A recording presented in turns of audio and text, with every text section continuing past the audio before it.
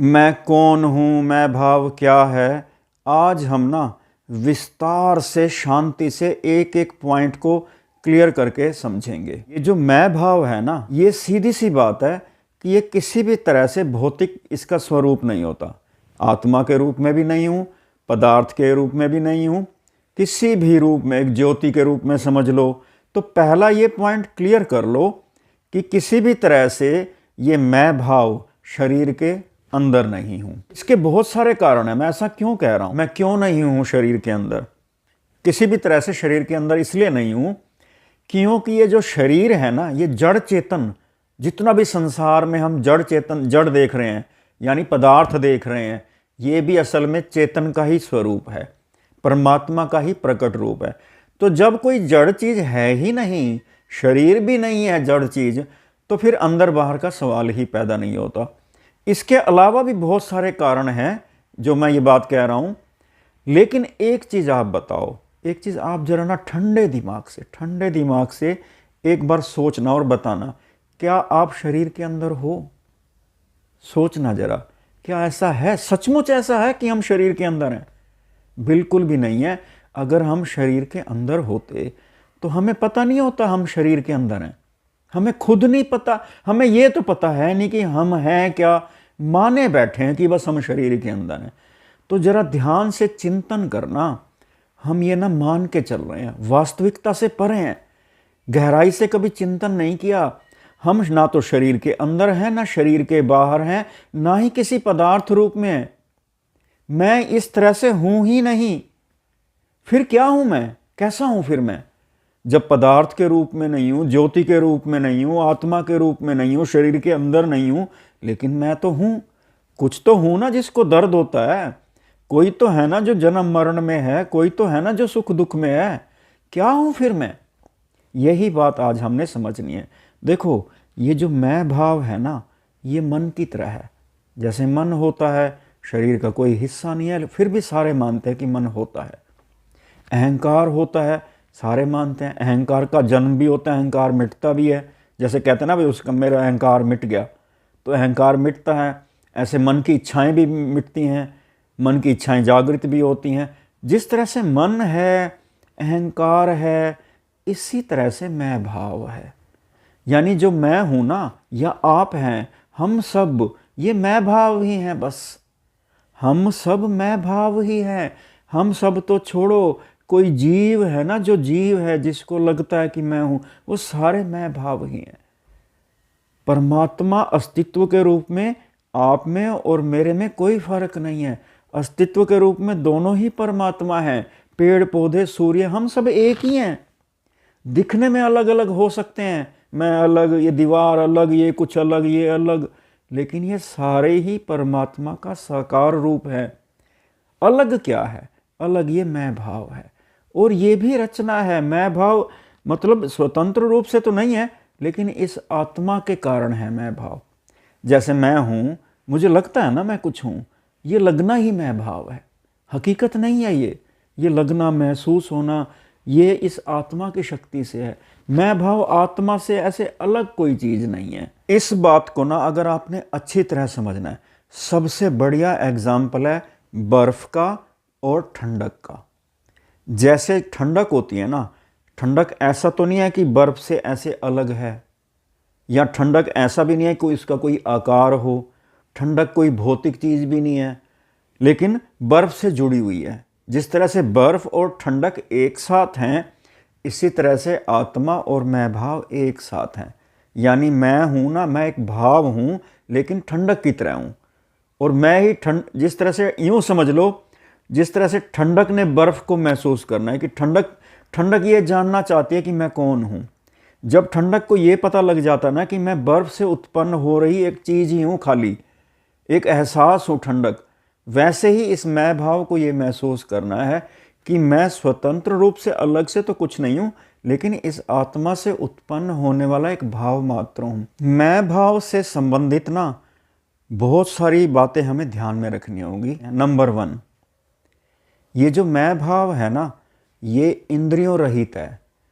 आमतौर से हम क्या होते हैं, जैसे हम सोचते हैं ना कि मैं हूं, मैं अपने आप को इंद्रियों समेत समझता हूं।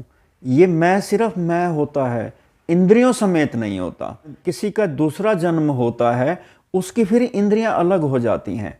तो मैं अगर मैं की अपनी इंद्रियां होती, यानी मैं की अपने मैं भाव की अपनी आंखें, अपना सुनना, ये चीज़ें मैं भाव की होती नहीं है। मैं भाव का सिर्फ ट्रांसफॉर्मेशन होता है दूसरे जीव में, उसकी इंद्रियां अलग हो जाएंगी। मैं भाव की कोई इच्छाएं, अपनी इच्छाएं नहीं होती।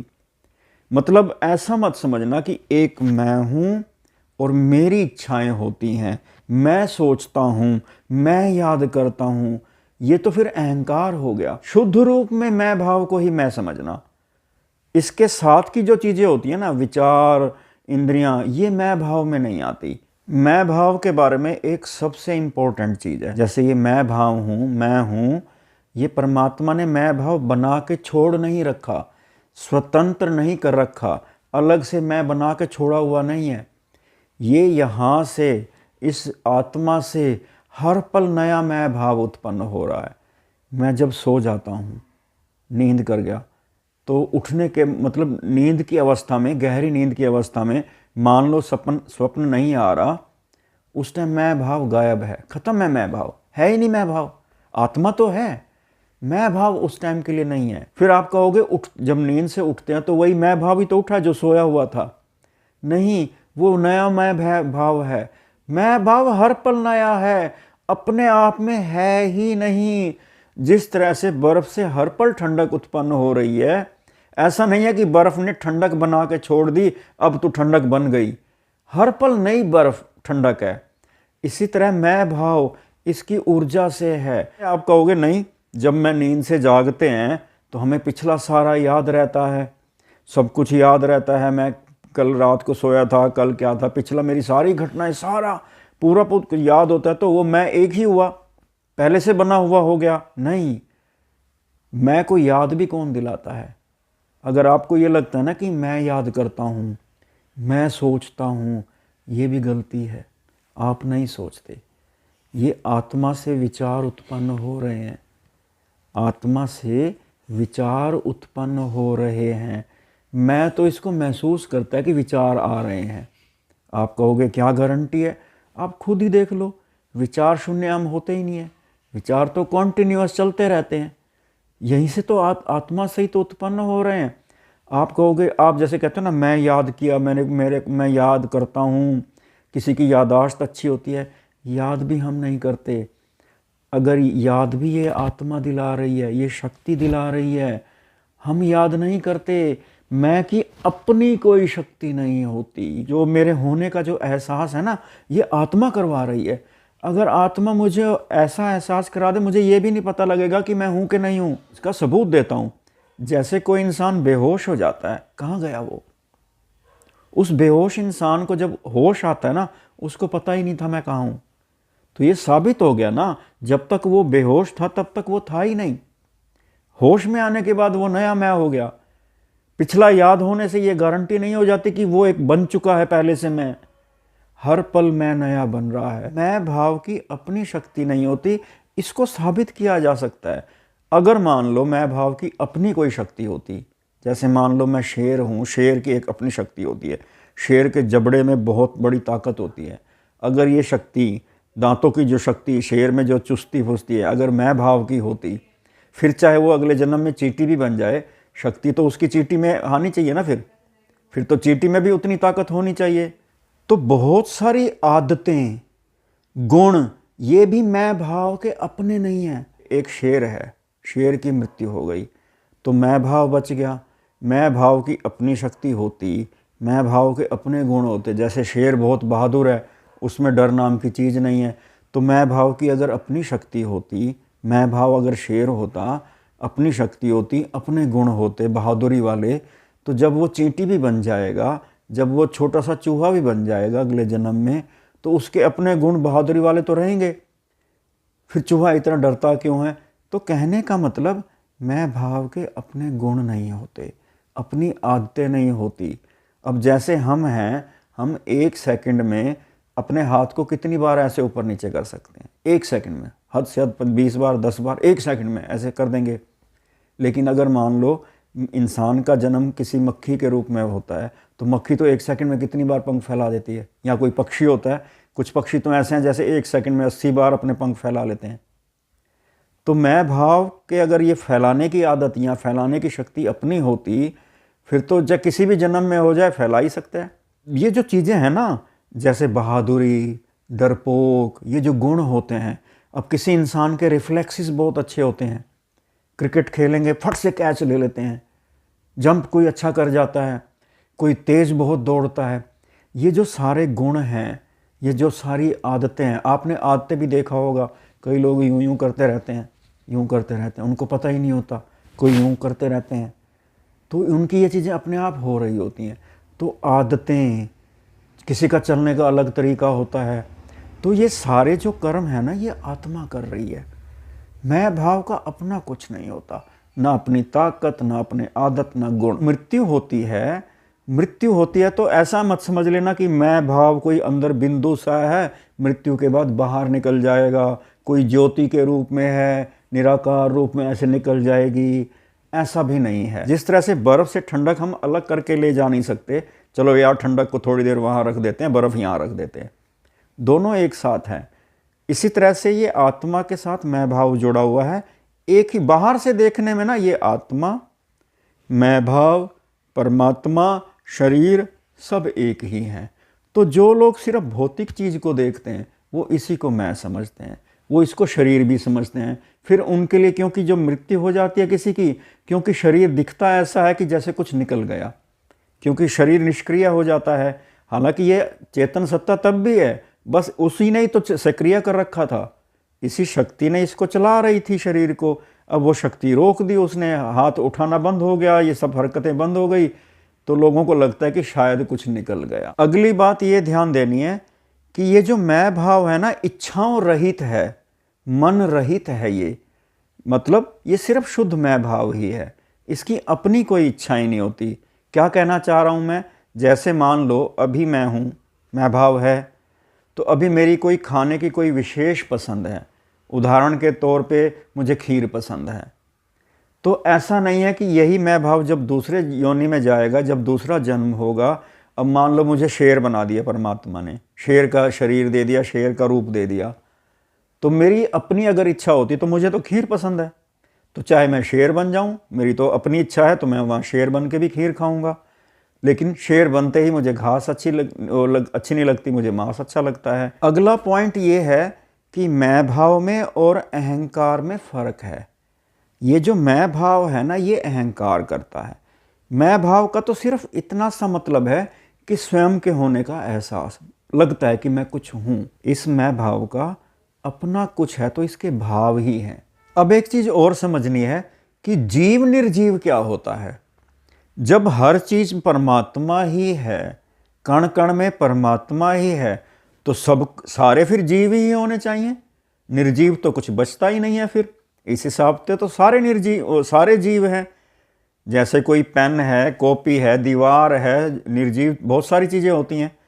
तो जब सारे ही परमात्मा है तो इसका मतलब सारा सजीव हो गया, फिर निर्जीव क्या बचा? फिर निर्जीव वर्ड शब्द आया ही क्यों? देखो, अस्तित्व के रूप में सारा परमात्मा है, लेकिन जिस कण में, जिस जगह पे मैं भाव भी उत्पन्न हो गया, यानी उसको मैं भाव भी उत्पन्न हो गया, उसको परमात्मा कुछ एहसास भी करा रहा है, वो चल फिर रहा है, तो फिर वो जीव बन जाता है। मैं भाव के कारण कोई जीव है। मैं भाव, इंद्रियां, मन, बुद्धि, चित्त, इनसे मिला के सूक्ष्म शरीर बन जाता है, और अगर इस साथ में स्थूल शरीर का रूप भी बन गया, फिर वो जीव बन जाता है। यानी एक ही जगह पे सब कुछ है, आत्मा वहीं, परमात्मा वहीं, मैं भाव वहीं, जीव वही, सूक्ष्म शरीर वही। एक ही स्रोत से सब कुछ उत्पन्न हो रहा है, जिसको हम आत्मा कह सकते हैं, परमात्मा कह सकते हैं। तो निर्जीव वैसे तो अपने आप में कुछ होता नहीं, सजीव निर्जीव में मैं भाव के कारण ही फर्क आता है। अगला पॉइंट ये है कि मैं भाव भाषा के ज्ञान से, हर तरह के ज्ञान से, हर तरह की कलाओं से रहित है। यानी मैं भाव ऐसा नहीं है जैसे मान लो किसी ने इस जन्म में इंग्लिश बहुत अच्छी सीख ली, उसकी तो उसकी इंग्लिश अच्छी हो गई, तो ऐसा नहीं है कि वो इंग्लिश उस मैं भाव की अपनी हो गई, उसको ज्ञान हो गया, तो वो अगले जन्म में जाएगा तो कुत्ता भी बन जाए तो इंग्लिश बोलने लग जाएगा। इंग्लिश का ज्ञान तो है, बस वो कुत्ता बना हुआ है लेकिन उसको इंग्लिश आती है। या किसी को बहुत कोई म्यूज़िकल इंस्ट्रूमेंट बजाना आता है, कोई हारमोनियम अच्छा बजा लेता है, तो उस मैं भाव का ये अपना ज्ञान नहीं है। जैसे अगर आपने कभी देखा होगा कोई हारमोनियम बजाता है तो कैसे उंगलियां चलती हैं, उसको लगता है कि वो चला रहा है, लेकिन ये चला आत्मा रही होती है। उसको लगता है कि वो चला रहा है क्योंकि उसको लगता है कि मेरा नियंत्रण है, मैं ये करना चाहूँ तो ये हो जाता है। ऐसा नहीं है, ये शक्ति आत्मा काम करती है। मैं भाव की अपनी कोई कला नहीं है। कलाकार है ना, तो ये ना समझ ले कि उसमें कला है, क्योंकि वो खुद हर पल नया बन रहा है, हर पल खुद नया है। वो ऐसा नहीं कि उसने 6 साल अभ्यास किया, कुछ सीख लिया तो अब वो उसका अपना हो गया। 1 मिनट में उसका ये सारा सीखा सिखाया गायब हो सकता है? 1 मिनट में, 1 मिनट तो छोड़ो, 1 सेकंड में परमात्मा भी उसको होश उड़ा दे, उसको कुछ कर दे, फिर हम कहेंगे ब्रेन में डिफेक्ट आ गया, फिर हम वहाँ जड़ चीज़ों की शक्ति ढूंढने लग जाते हैं। ये जो डिप्रेशन, पागलपन, चक्कर आना, बेहोश आना, ये सारे जो एहसास हैं ये आत्मा नहीं भोगती, मैं भाव भोगता है। ये जो दर्द है, खुशी है, सारे एहसास, गर्मी, सर्दी और बहुत सारे एहसास हैं, बहुत सारे अनगिनत एहसास हैं, ये आत्मा इस मैं भाव को कराती है। मैं भाव के अपने कोई एहसास नहीं होते, अपना कुछ नहीं है कि मैं ऐसे एहसास कर लूँगा मुझे गर्मी लग जाएगी, ये आत्मा महसूस कराती है। तो ये पुनर्जन्म, जन्म, मरण, मुक्ति, सारे एहसास, सब कुछ इस मैं भाव को हैं। आत्मा तो करता है, आत्मा भोगता नहीं है, क्योंकि ये एक ही जगह पे है। तो संबोधन जब करते हैं तो हम हर बार ऐसे तो बोल नहीं सकते, अरे और भाई मैं भाव, तो इसलिए आत्मा कहा जाता है। तो उसमें कोई गलत नहीं कह रहा मैं, लेकिन हमें टेक्निकली ये चीज़ समझनी पड़ेगी कि मैं भाव अलग चीज़ है, आत्मा अलग चीज़ है। अब कुछ ऐसी बातें बता रहा हूँ जिससे ये साबित हो जाएगा कि मैं भाव एक अलग चीज़ है, आत्मा अलग है। आत्मा मेन चीज़ है, परमात्मा ही है, बस इससे भाव ही उत्पन्न हो रहा है, ये दोनों अलग अलग हैं। कैसे साबित कर सकते हैं? जैसे एक दिन ना मेरी ये आँख फड़फड़ा रही थी, बहुत तेज़ से हिल रही थी, ऐसे धड़ धड़ धड़। तो ये चीज़ मैं तो नहीं कर रहा, मैं तो नहीं कर रहा ना, ये अपने आप हो रही है। अब अपने आप हो रही है, इसका मतलब ये नहीं है कि परमात्मा कहीं दूर बैठा है और वो फड़फड़ा रहा है। यहीं पे फड़फड़ा रही है, यहीं पे आत्मा मौजूद है, ये फड़फड़ा रही है। तो मैं नहीं फड़फड़ा रहा, मैं तो महसूस कर रहा हूँ फड़फड़ाना। तो इससे साबित सा हो जाता है कि एक मैं अलग हूँ, मेरी इच्छा के अलग ये कोई चीज़ अलग काम कर रही है। तो ये शक्ति आत्मा है पूरी, जिसने जड़ रूप लिया हुआ है। तो आँख का फड़फड़ाना हो गया, जैसे सपने आते हैं, मैं अपनी मर्जी से तो नहीं देखता, देखता मैं हूँ लेकिन अपनी मर्जी से तो नहीं देखता, तो ये भी आत्मा सपने के रूप में दिखा रही है मुझे।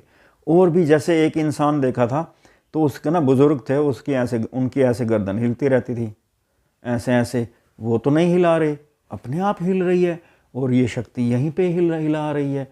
या तो फिर आप परमात्मा को दूर मानते हो, अगर आप कहते हो नहीं दूर बैठ के परमात्मा गर्दन हिला रहा है, तो फिर आपका परमात्मा दूर हो गया, फिर कण कण में नहीं हुआ। और अगर यहीं पे है तो फिर यही हिला रही है। जब आप सब ये मानते हो कि सबके अंदर परमात्मा है, तो फिर यही हिला रही है। अब एक इंसान का ऐसे ऐसे हाथ हिल रहा है, कोई टेढ़ा चल रहा है, किसी की चाल कैसे है, ऐसी ऐसी बहुत सारी बातें हैं। जैसे छींक आ जाती है, मैं तो नहीं अपने मर्जी से छींकता, खांसी आ जाती है, मुझे अपनी जानबूझकर तो मैंने नहीं खांसी, उबासी आ जाती है नींद से। एक का ऐसे हाथ हिल रहा था, एक इंसान है जिसकी उंगली अपने आप उठ जाती है, ये उंगली अपने आप उठ जाती है, वो नहीं उठाता। तो ऐसी बातों की तरफ जब आप ध्यान दोगे ना, बिल्कुल स्पष्ट हो जाएगा कि ये शक्ति अलग है, मैं भाव अलग है। आप एक काम करो, आप ना एक लिस्ट बना लो कि ऐसे कौन से काम हैं जो आप स्वतंत्र रूप से अपने आप कर सकते हो, यानी जो काम पूरी तरह से आपके हाथ में है। अगर आप यहाँ से महसूस करोगे ना, आपका जो ये खाना खाते हो आप खुद पचाते हो, खुद उसकी हड्डियाँ बनाते हो, खुद उसकी आंखें बनाते हो, खुद अपनी हाइट आपने आगे बढ़ाई, आपने अपनी शक्ल खुद बनाई, आपने अपने दांत खुद बनाए, हाथ क्या आपने खुद बनाए, बाल आप क्या, दाढ़ी मूछें या क्या अपने आप आ रही हैं, आप उगा रहे हो। यहां पर कोई भी काम तो आप अपने आप कर नहीं रहे, एक भी नहीं कर रहे। आपको ये नहीं पता कि आप शरीर के अंदर हो, आपको यही नहीं पता कि मैं हूं कौन। सूरज आप नहीं उगा रहे, धरती आप नहीं घुमा रहे, सारे हवा आप नहीं चला रहे, पेड़ पौधे आप नहीं उगा रहे, अनंत कर्म आप कर ही नहीं रहे हो। बस एक है कि मैं हूँ, मैं शरीर के अंदर हूँ, मैं ये कर लूँगा, मैं वो कर लूँगा। यही अहंकार है। आप अपनी मर्जी से हाथ भी नहीं उठा सकते, अपनी मर्जी से कदम भी नहीं रख सकते। 1 मिनट में ठोकर लगती है, नीचे गिर जाते हो। चल तो सकते नहीं हम अपनी मर्जी से, आप अपनी मर्जी से अपने पैरों पे खड़े भी नहीं हो सकते। आपकी ये गर्दन भी अपनी मर्जी से सीधी नहीं है, लटक सकती है 1 मिनट में। 1 सेकंड में आप नीचे गिर जाओगे। आप अपनी मर्जी से हो ही नहीं। ये साबित करती हैं ये बातें। 1 सेकंड में आप नीचे गिर जाओगे, 1 सेकंड में। चक्कर आएंगे, चक्कर भी आ जाएंगे। अभी एक कहते नहीं है, अरे चक्कर आ गए मेरे को, 1 सेकंड पहले ठीक होता है, फिर चक्कर आ रहे होते हैं। धरती घूमती हुई दिखाई देती है। आप अपनी मर्जी से धरती को भी सीधा नहीं देख सकते, पेड़ पौधे भी सीधे नहीं देख सकते, ये आपको उल्टे दिखाई देने दिख सकते हैं। ये अपने आप आपको उल्टे दिख सकते हैं। सारा कुछ ये सीधा दिखना, ये लाल का लाल कर, आपको कलर भी दिखाई नहीं देंगे आपको अपनी मर्जी से। कुत्ते का मैंने बताया था ना, एक ही कलर में सारा संसार दिखाई देता है। तो ये संसार एक महसूस होने वाली चीज है। तो अगर आप ध्यान दोगे ना, आप कुछ भी अपनी मर्जी से नहीं कर रहे, हो रहा है, बस हो रहा है। आपका अपना टेस्ट तो आपके बस में नहीं है। क्या खाते हो, कैसे उठते हो, क्या पहनते हो, सब कुछ परमात्मा करता है। यही तो अहंकार छोड़ना है। मैं को पहचानना ही ब्रह्म ज्ञान है। जब ये इंसान जब आत्मा को महसूस करता है ना, फिर उसके मुंह से अपने आप निकलता है कि मैं कुछ हूं ही नहीं। एक सज्जन ने कमेंट किया कि जब मैं भाव ही मिट गया तो मुक्ति को कौन महसूस करता है, और ऐसी मुक्ति का महत्व ही क्या है जब उसको महसूस करने वाला ही कोई नहीं है। जब हम इस आत्मा को महसूस करते हैं ना, यानी परमात्मा का एहसास करते हैं, तो कर्तापन चला जाता है।